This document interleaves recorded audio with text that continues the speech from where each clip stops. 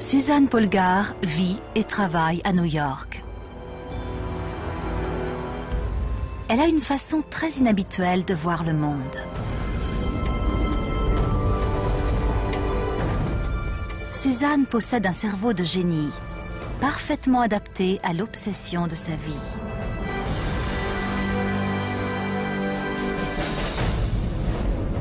Elle a été la première femme au monde à devenir grand maître aux échecs. Mais elle n'est pas née avec ce cerveau hors du commun. Il a été façonné par une enfance étonnante. Suzanne Polgar est la preuve vivante d'une théorie extraordinaire. Tout enfant peut devenir un génie.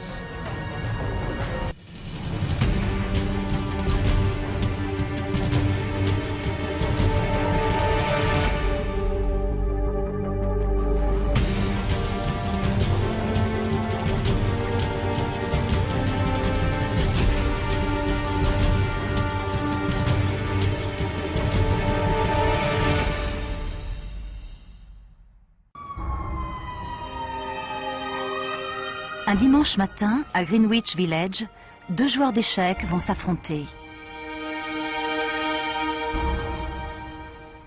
Côté blanc, Suzanne Polgar. Côté noir, Paul Twong, ancien champion des États-Unis d'une forme de jeu extrêmement rapide.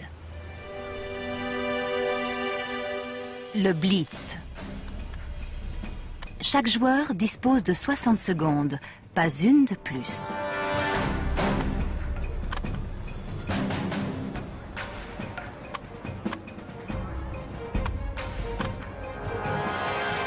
C'est la démonstration ultra rapide du génie des échecs. Vous contrôlez votre destinée. C'est votre cerveau contre celui de l'adversaire.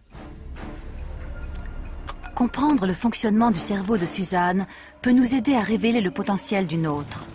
À savoir, comment certaines personnes prennent des décisions de vie et de mort plus vite qu'un superordinateur ou font des prouesses de mémoire dans leur profession. Et pourquoi, dans la lutte des sexes, le cerveau d'une fille peut être plus habile que celui d'un garçon.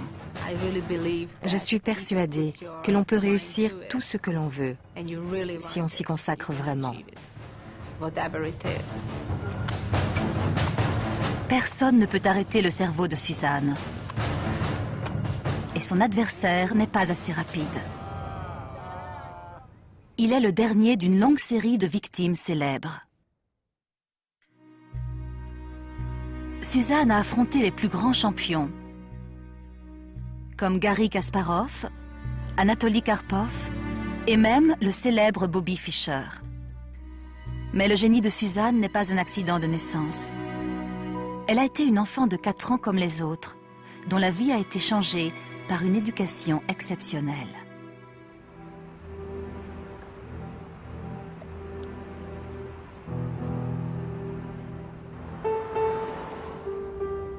Suzanne Polgar a grandi dans un univers très différent de celui de New York. À la fin des années 1960, derrière le rideau de fer, la Hongrie vit encore sous le joug de l'Union soviétique. Les citoyens de Budapest travaillent dur pour joindre les deux bouts.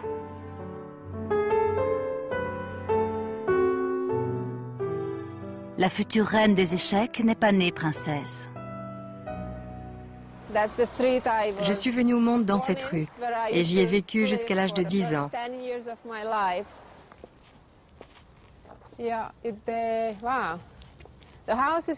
La maison est encore là. Le mur le plus proche est celui de ma chambre. C'est là que j'ai appris à jouer aux échecs. La deuxième pièce était la chambre de mes parents et la salle de séjour. Ça me rappelle beaucoup de souvenirs.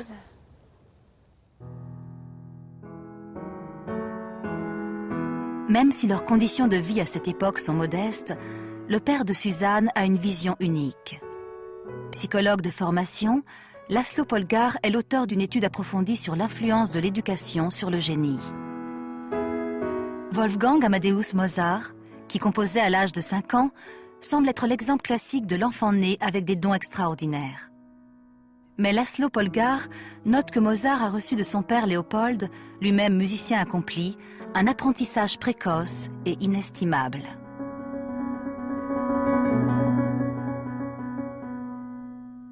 Il en conclut qu'une formation spécialisée est plus importante que les dons naturels, et il conçoit un projet étonnant pour vérifier la validité de sa théorie. Quand Suzanne Polgár naît en avril 1969, le projet pédagogique de la famille Polgár a déjà débuté. Le père a publié un livre intitulé « Le phénomène Polgár » ou « L'art de former des génies », dans lequel il affirme que le génie n'est pas inné, mais acquis. Il est écrit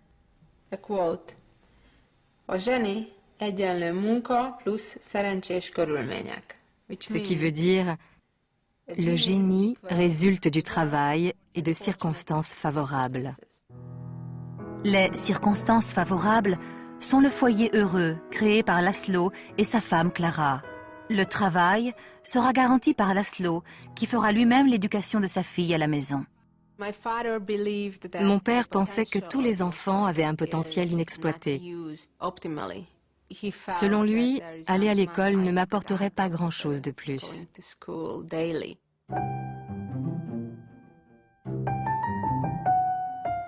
László veut former Suzanne aux mathématiques, mais c'est un heureux hasard qui finit par décider de son avenir. Un jour, en voulant dénicher un nouveau jouet dans un placard, j'ai fait tomber un jeu d'échecs. J'ai demandé ce que c'était à ma mère, qui m'a répondu « C'est un jeu d'échecs, je ne sais pas m'en servir. Mais quand ton père rentrera à la maison ce soir, il sera heureux de t'apprendre. » La famille Polgár ne compte aucun as des échecs, et László est un joueur amateur. Mais il est convaincu de pouvoir faire de sa fille un génie dans n'importe quel domaine, à condition qu'elle y mette de la bonne volonté. Mon père soutient qu'on serait arrivé au même résultat dans tout autre domaine, avec les mêmes méthodes. D'abord, il est vital que l'enfant aime le sujet étudié, dans notre cas, les échecs. Le reste vient tout seul. Tout seul, oui, si Suzanne avait choisi d'étudier la musique ou les sciences. Mais consacrer son enfance aux échecs a rendu la quête du génie bien plus difficile pour une raison et une seule. Au début des années 1970, le monde des échecs est dominé par les hommes. Quelques-uns des plus grands joueurs au monde pensent que le cerveau de la femme est inadapté à ce jeu. Une petite fille est sur le point de leur donner tort.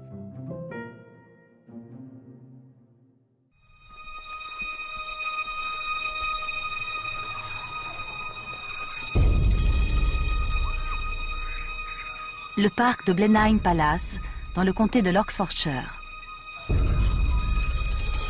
Il abrite l'un des plus grands labyrinthes végétaux au monde. Pour en sortir, il faut un solide sens de l'orientation, éternel sujet de discorde entre hommes et femmes. Comme chacun sait, l'homme ne demande jamais son chemin. Il croit qu'il saura mieux qu'une femme comment aller d'un point A à un point B. Le professeur Peter MacLeod est ici pour savoir si, de temps en temps, les hommes pourraient bien avoir raison.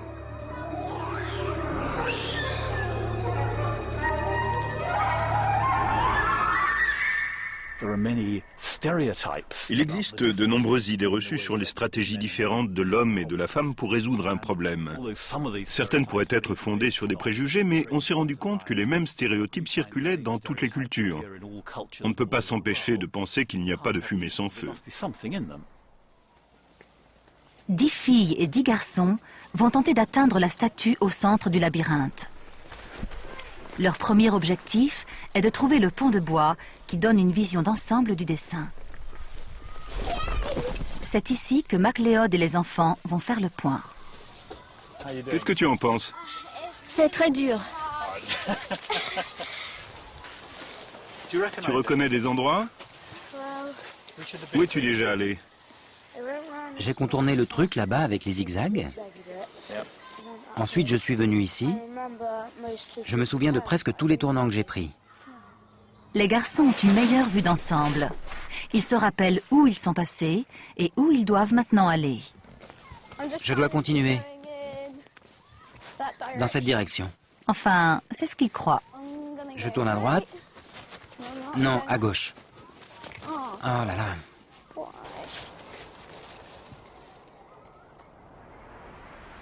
Le cerveau est divisé en deux hémisphères, le gauche et le droit. Leur fine surface, le cortex, est le siège de la pensée. Chez l'homme, le cortex de l'hémisphère droit, qui gouverne la maîtrise de l'espace, est plus épais. C'est pourquoi l'on pense que les garçons développent une meilleure stratégie spatiale. Ils forment une image mentale du labyrinthe tout entier, qu'ils lisent comme une carte. Puis ils déterminent l'endroit où ils se trouvent à partir d'un point de référence comme le soleil et font pivoter leur carte mentale pour décider où ils se dirigeront ensuite. Les garçons de l'équipe, qui ont une meilleure perception spatiale, auront moins de mal que les filles à trouver leur chemin dans le labyrinthe. À droite. Les filles vont-elles réfléchir de la même manière? Tu serais capable de faire un plan du labyrinthe en sortant? Non, Non? Tu te souviens de quoi? de l'endroit où il y a tous les cercles. On va de cercle en cercle. Tu visualises les cercles, c'est ça? Oui.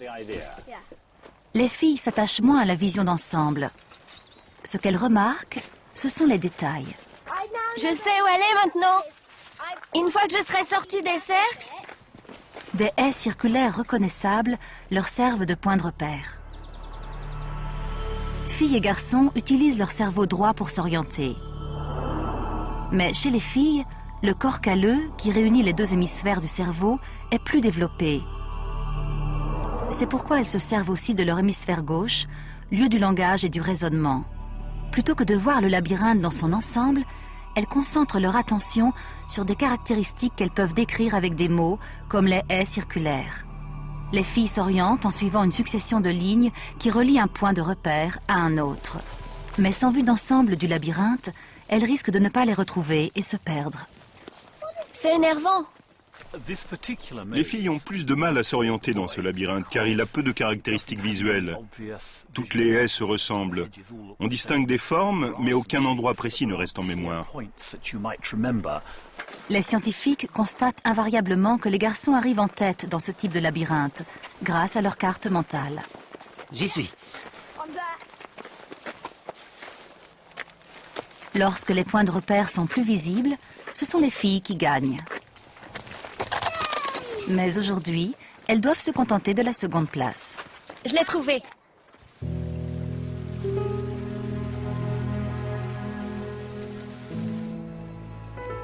Au début des années 70, il va de soi que les échecs demandent aussi une façon de penser masculine.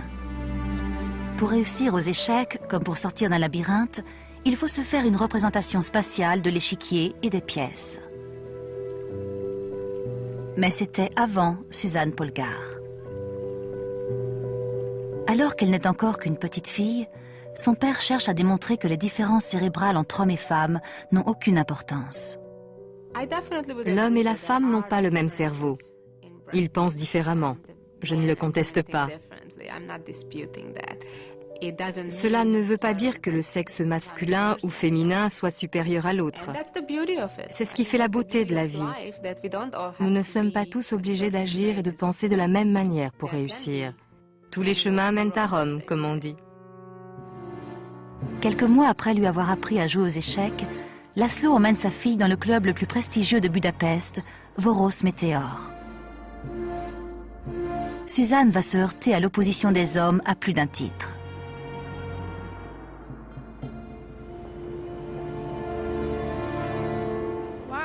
Je ne suis pas revenue ici depuis plus de 15 ans.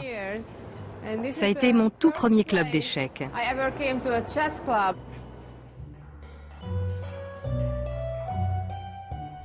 La première fois, c'était fin 1973 ou début 1974. Jusqu'ici, rien n'a changé. Je suis entrée dans une grande salle enfumée, pleine d'hommes âgés.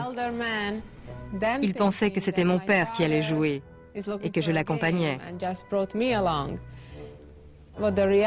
En réalité, mon père avait prévu de me faire jouer contre les membres de ce club.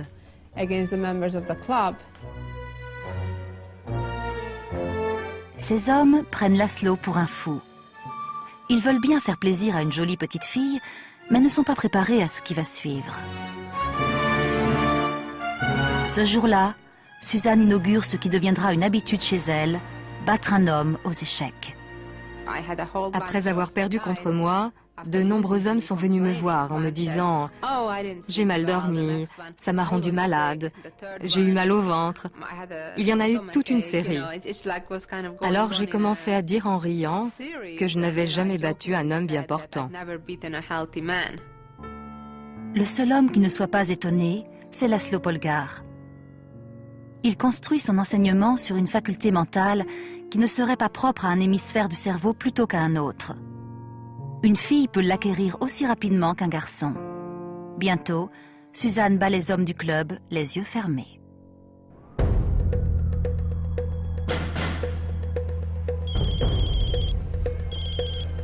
Elle va disputer une partie pas comme les autres. Tu es prête? Tu prends les blancs. D'accord. E4. E4. C5. Cavalier en C3. Ed, un ami de Suzanne, a un échiquier posé devant lui comme pour une partie normale. Cavalier en C6.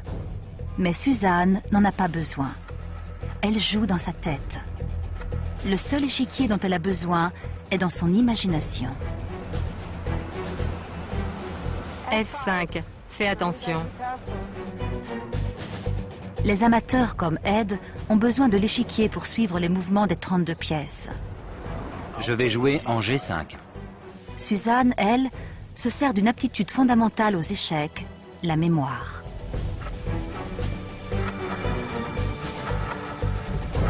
Jouer sans échiquier contribue à exercer sa mémoire, ce qu'elle fait depuis l'enfance. Je vais sacrifier mon cavalier. Cavalier prend G5. Tu sacrifies un cavalier. Elle peut disputer jusqu'à 5 parties dans sa tête en même temps. Pion prend G5. Fou prend G5. Tour en E8. La tour prend F3. Cavalier en E5. Tour en G3. Roi en F8. La reine se fait menaçante. Cavalier en G4. Reine en H8. Échec. C'est fini. Roi en E7. Échec et mat. Suzanne, t'as une drôle de façon de dire bonjour. Ce qu'accomplit Suzanne aux échecs est un exploit. Elle ne devrait même pas en être capable. Une tâche continue comme une partie d'échecs est contrôlée par une fonction mentale appelée mémoire de travail, située dans la zone préfrontale du cerveau. Les cellules nerveuses, ou neurones, stockent les informations en envoyant des signaux électriques qui se transmettent d'une cellule à l'autre et forment un immense réseau. Mais ces connexions meurent en quelques secondes, rendant notre mémoire de travail limitée. Imaginez un bloc-notes temporaire qui ne pourrait stocker que 7 éléments. C'est ce que la plupart des personnes peuvent se rappeler.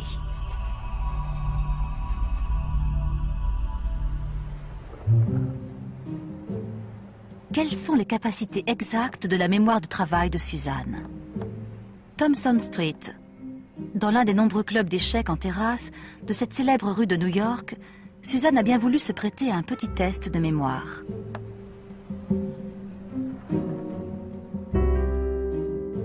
Peut-elle mémoriser toutes les pièces et pions de cet échiquier? Il y a 28 éléments d'information. Pour corser le jeu, l'échiquier a été collé sur une camionnette en mouvement. Suzanne n'a que 3 secondes pour regarder le diagramme. Regardez. Sa mémoire de travail fonctionne à plein régime et en a fait une copie exacte.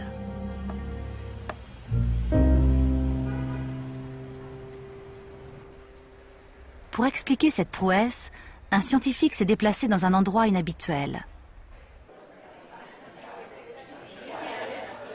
Les clients de ce restaurant londonien ne savent pas que leur table est sous surveillance. Il procède dans le sens inverse des aiguilles d'une montre. Le psychologue Anders Ericsson a consacré 30 ans à l'étude de la mémoire exceptionnelle de personnes qui ne sont pas tous de grands joueurs d'échecs.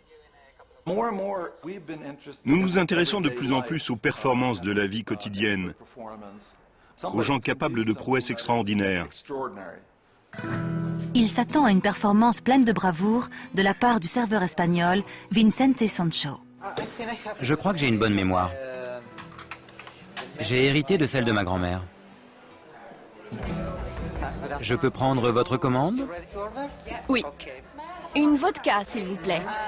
Et ensuite, le risotto de calamar. Risotto? Il commande les boissons en même temps que les plats. Ça ne va pas être facile pour lui. Vous avez de la bière? Seulement chinoise. De bière? Pour commencer, je prendrai les gnocchis à la châtaigne. Tout comme celle de Suzanne, la mémoire de travail de Vicente doit retenir un grand nombre d'informations. Mais il ne note jamais rien. Les calamars sautés pour commencer, s'il vous plaît. Et ce n'est pas fini. Le risotto, et vous? Une caponata, Caponata? à point. À point? Le risotto noir, Un risotto noir? Ensuite, je prendrai les gnocchis. Combien de commandes sa mémoire de travail va-t-elle pouvoir gérer? Je récapitule.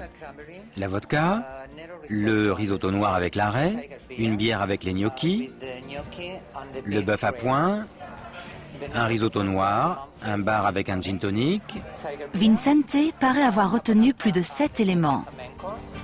un pinot grigio avec le foie gras, votre bœuf à point, un verre de sauvignon, le risotto noir et la lotte, pour madame un verre de pinot grigio, les gnocchis et le Saint-Pierre, et 2 bouteilles d'eau. Parfait, merci. 23 éléments à retenir. impressionnant. Comme Suzanne, Vicente semble dépasser les capacités habituelles de la mémoire de travail. Le bœuf à point, Comment fait-il?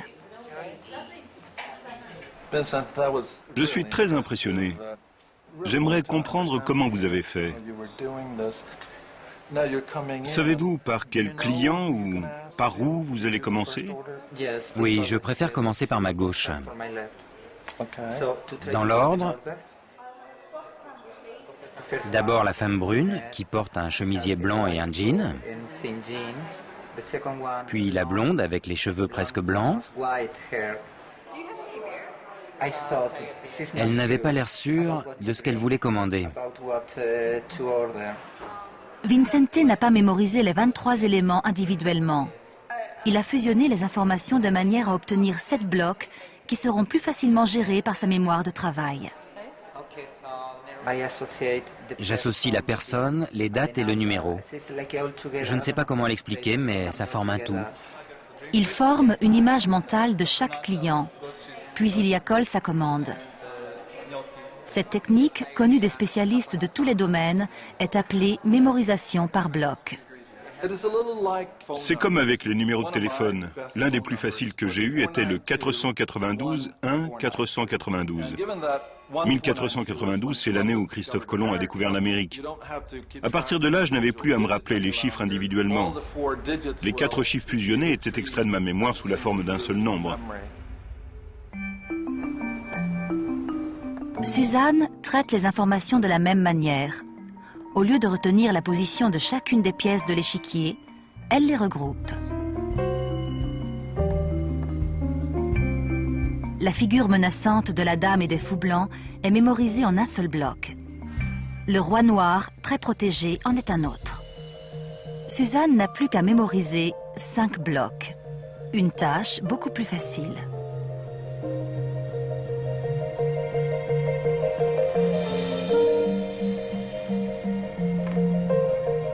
Sans cette technique, sa mémoire ne serait pas meilleure que la vôtre. En voici la preuve. Sur l'échiquier collé de l'autre côté de la camionnette, les pièces ont été disposées au hasard par quelqu'un qui ne connaît rien aux échecs. Cette fois, il n'y a aucun bloc reconnaissable. Suzanne doit mémoriser 24 pièces individuellement. Et elle n'y arrive pas.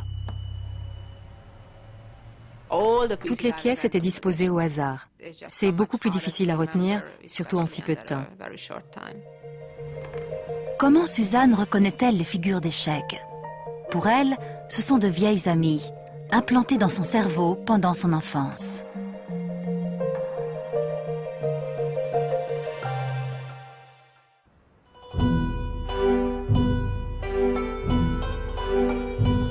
Enfant, Suzanne Polgar a vécu dans cette cité de Budapest.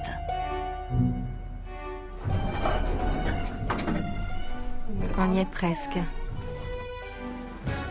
Le minuscule appartement familial est une usine de production où le cerveau de Suzanne est façonné pour les échecs.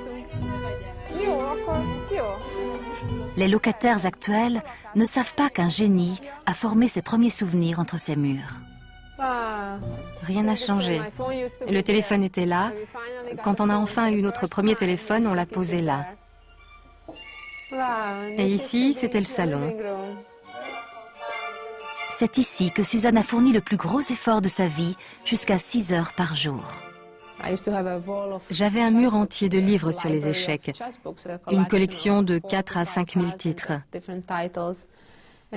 J'avais même un catalogue de 200 000 parties qu'on avait découpées à la main dans divers magazines spécialisés et journaux et triés par ouverture et par joueur.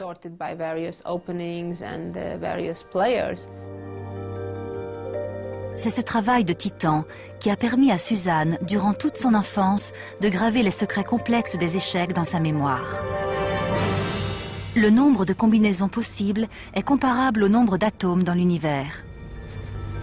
Mais les figures d'échecs représentent l'ordre dans le chaos. Les mêmes figures, bien que petites, apparaissent encore et encore dans différents jeux. Elles sont le vocabulaire de base de la langue des échecs. La majorité des enfants de 10 ans ne connaissent que 10 000 mots. Au même âge, Suzanne apprenait 100 000 figures d'échecs.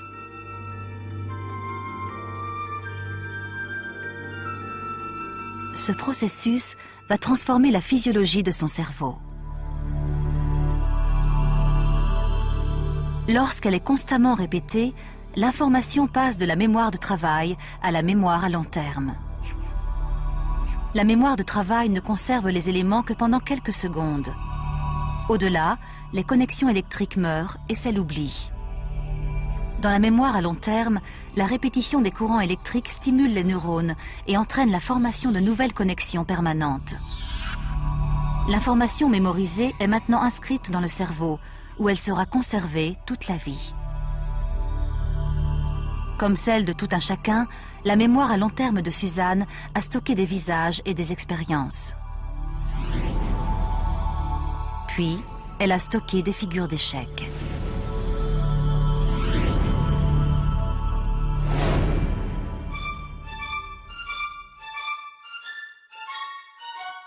Au début des années 1980, l'usine Polgar augmente son rendement.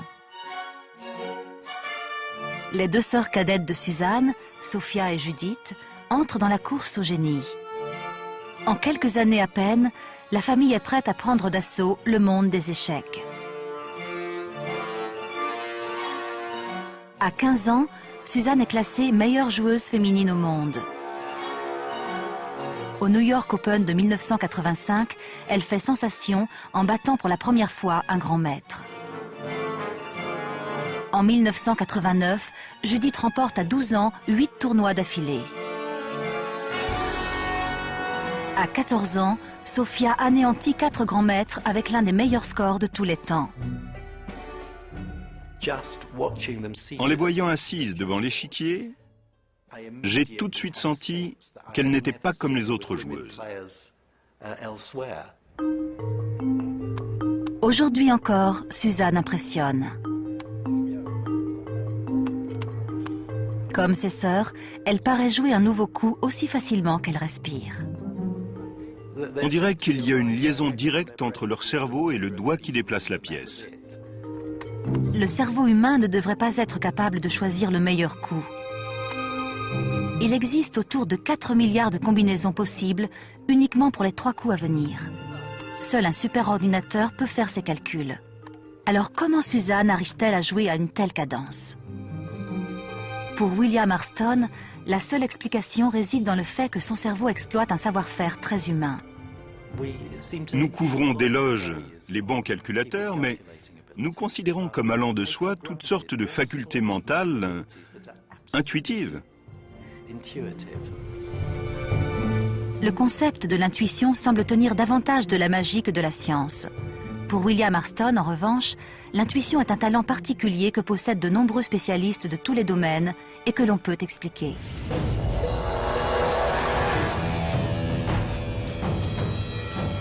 William Marston est psychologue de formation et ancien champion d'échecs du Royaume-Uni.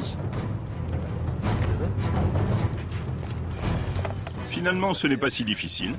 Mais aujourd'hui, il repart de zéro comme apprenti pompier.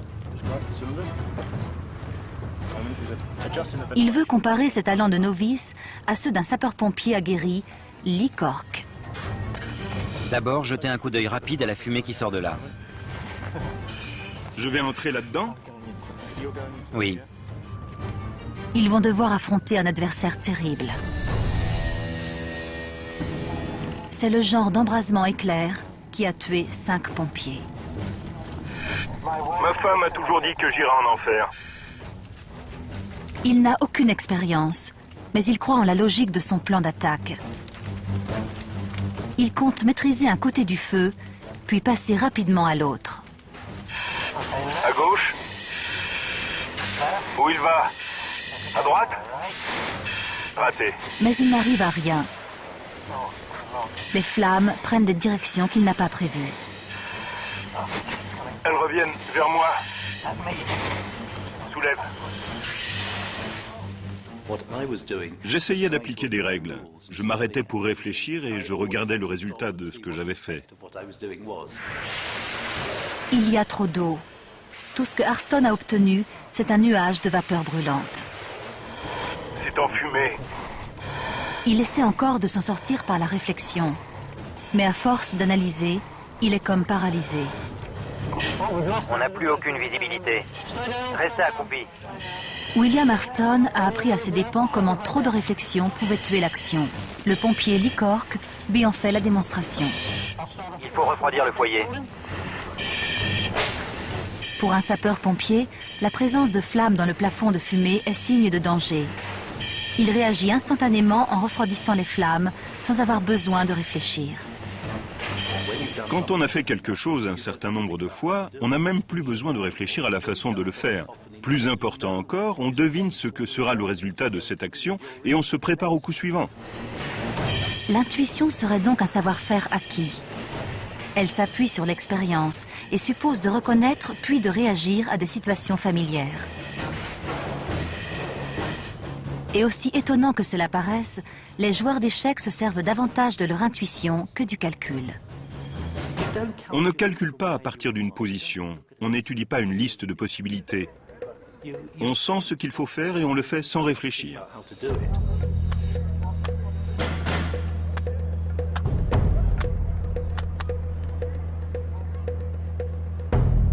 Un amateur perd un temps précieux à étudier différentes possibilités. Un grand maître joue le meilleur coup sans réfléchir. Je dois faire confiance à mon instinct, mon intuition. C'est de la reconnaissance de forme, si vous voulez. Pour chaque coup, je me demande que me dicte mon instinct. Quel est le meilleur coup? Il faut deviner intelligemment, en se basant sur des parties d'échecs et des expériences passées.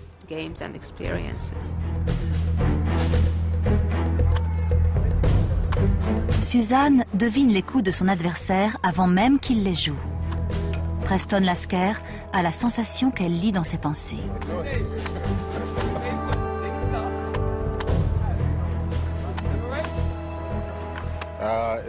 C'était hallucinant.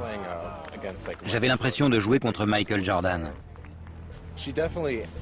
Elle fonctionne surtout par la reconnaissance de forme. Elle n'a pas besoin de réfléchir autant que moi. Chez elle, c'est instinctif.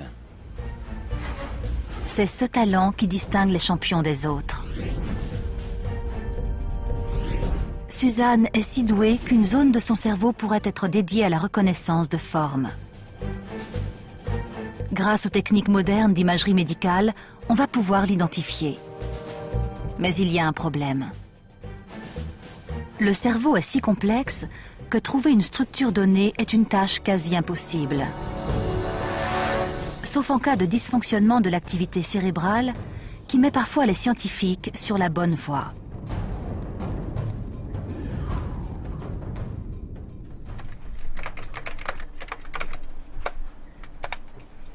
Rédactrice en chef adjointe du Times, le prestigieux journal britannique, Marianne Sigart est au sommet de sa profession.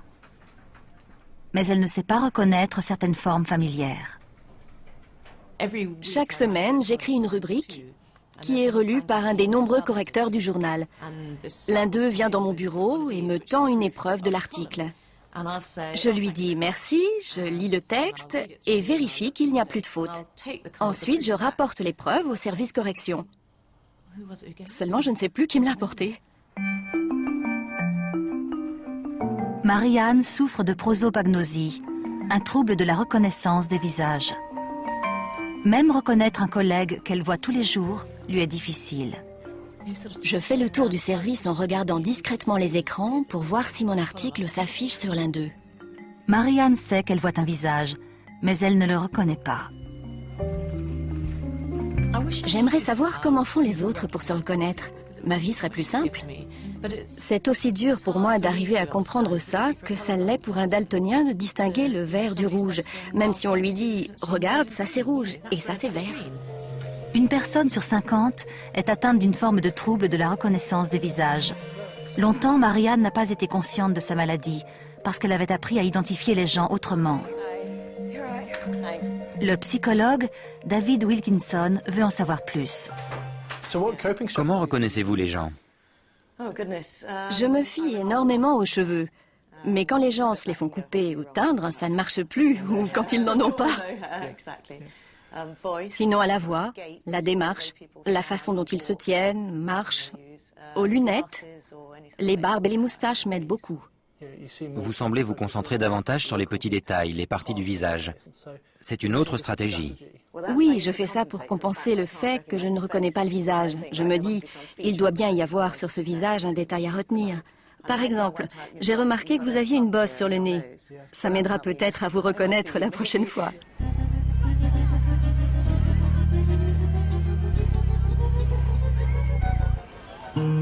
Pour tester la stratégie de Marianne, nous lui avons demandé d'emmener sa fille à la patinoire et de chercher des visages familiers. Je ne reconnais personne dans cet océan de visages. Elle ne sait pas que l'un d'eux est celui du docteur David Wilkinson, avec qui elle a passé l'après-midi. Il est accompagné de Laura, une secrétaire du journal qu'elle voit tous les jours.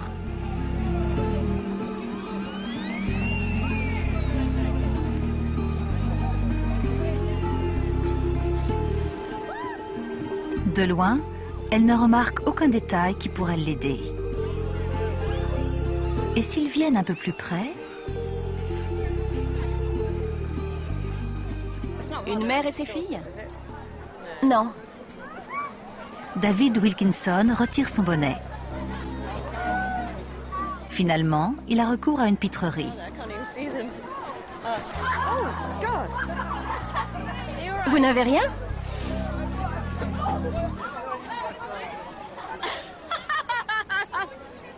Ce n'est pas vrai.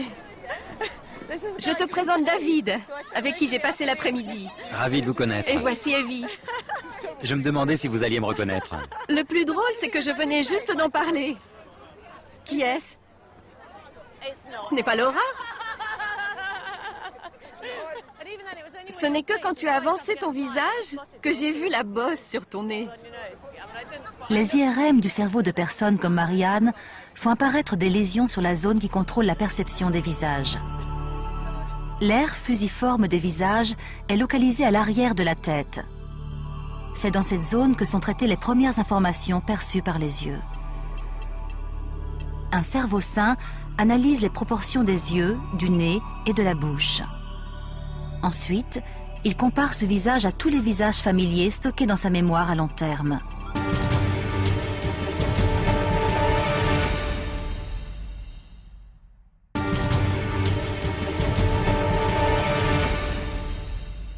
L'aire fusiforme des visages est localisée à l'arrière de la tête. C'est dans cette zone que sont traitées les premières informations perçues par les yeux. Un cerveau sain analyse les proportions des yeux, du nez et de la bouche. Ensuite, il compare ce visage à tous les visages familiers stockés dans sa mémoire à long terme. Le processus tout entier se fait en une fraction de seconde. Il ne nous faut que 100 millisecondes pour reconnaître quelqu'un que nous avons déjà rencontré. Là encore, c'est une question de reconnaissance de forme, comme aux échecs. On doit identifier chacune des pièces. Mais le plus important pour un joueur d'échecs, c'est la façon dont il va appréhender la relation spatiale entre les pièces. Dans chaque cerveau se trouve une aire de traitement des visages. Mais notre environnement est fait de nombreuses formes complexes. Existe-t-il d'autres zones cérébrales dédiées à ces formes? Rares sont ceux qui perçoivent les formes aussi bien que Suzanne Polgar. Nous allons lui faire passer un IRM pour découvrir ce qui rend son cerveau si unique.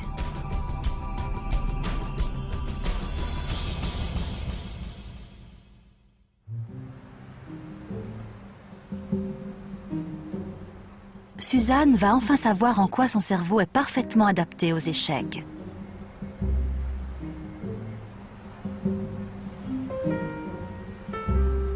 Elle a rendez-vous à l'Université Columbia avec le professeur Joy Hirsch, spécialiste mondial des techniques d'imagerie cérébrale. D'entrée de jeu, les deux femmes sont d'accord sur un point. Ce n'est pas la taille qui fait la différence. Le cerveau de la femme est nettement plus petit que celui de l'homme. Mais nous savons que cela n'a aucune incidence sur l'intelligence. Absolument, on est d'accord là-dessus.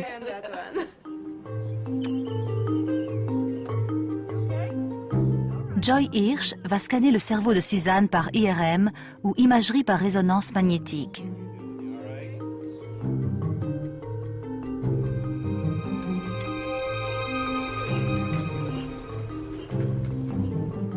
À l'intérieur du scanner, on lui projette des images de quelques-uns des plus célèbres joueurs d'échecs au monde.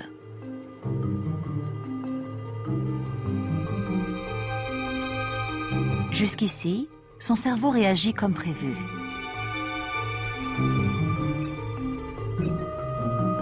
L'aire fusiforme des visages est fortement activée.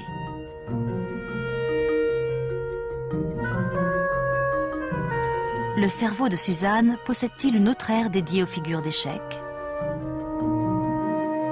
Maintenant, elle voit des diagrammes qui représentent des parties qu'elle a elle-même disputées, pour certaines durant son enfance à Budapest. On lui demande de considérer chaque diagramme comme une partie en cours et de prévoir son prochain coup.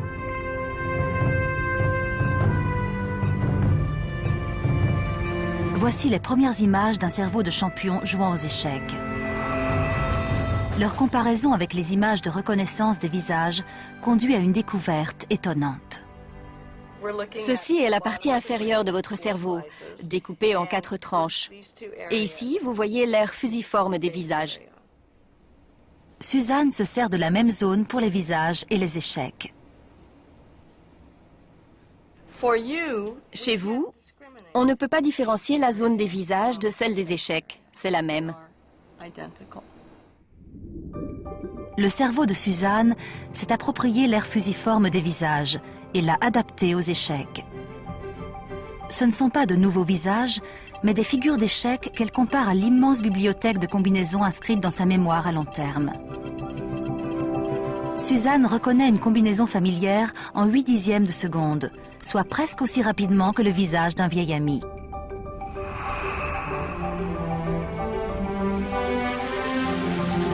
Des années de formation intense pendant son enfance ont littéralement modelé le cerveau de Suzanne, ce qui semble confirmer la théorie de son père, convaincu que le génie pouvait se créer. Je pense, comme mon père, que le travail et les efforts assidus représentent la part la plus importante du processus. Avec le bon apprentissage, n'importe qui peut accomplir quasiment n'importe quoi. À 21 ans, la qualité et le nombre des victoires remportées par Suzanne contre des adversaires de haut niveau lui ont valu le titre officiel de grand maître. Elle est la première femme au milieu de 600 hommes. Sa sœur Judith la suit de près. Classée parmi les 15 meilleurs joueurs masculins, elle est aujourd'hui une candidate sérieuse au titre de championne du monde. Et l'histoire de la famille Polgar ne s'arrête pas là. Cette station touristique de Floride est le cadre inattendu du championnat des États-Unis catégorie enfants. Inspirées par les sœurs Polgar, de petites filles se mesurent maintenant aux garçons à égalité. Suzanne est captivée par une partie décisive entre deux enfants de 7 ans. Yash Pershad se bat pour le titre contre le fils de Suzanne, Tommy. C'est un battant et il est habitué aux longues parties. Je croise les doigts pour que ça se termine bien. Liam, 6 ans, sera le suivant. Suzanne se tient discrètement à distance et se familiarise avec une nouvelle forme de trac, celui d'une maman. J'ai gagné. Je suis premier. Il a bien joué presque jusqu'à la fin. Ensuite, il a fait plein d'erreurs. Il s'est mis en position d'être échec et mat en un coup. Et maintenant, je suis champion des États-Unis. Le champion national avec 6,5 points est Tommy Polgar. S'ils veulent devenir grands maîtres, Tommy et Liam n'auront pas à aller bien loin pour trouver le meilleur apprentissage qui soit. Mais ils devront travailler dur. Demain, nous allons nous amuser à Disney World. Après le tournoi, nous ferons une analyse détaillée des parties pour voir où il y a eu des erreurs et comment y remédier. Ces deux-là sont-ils eux aussi de futurs génies ?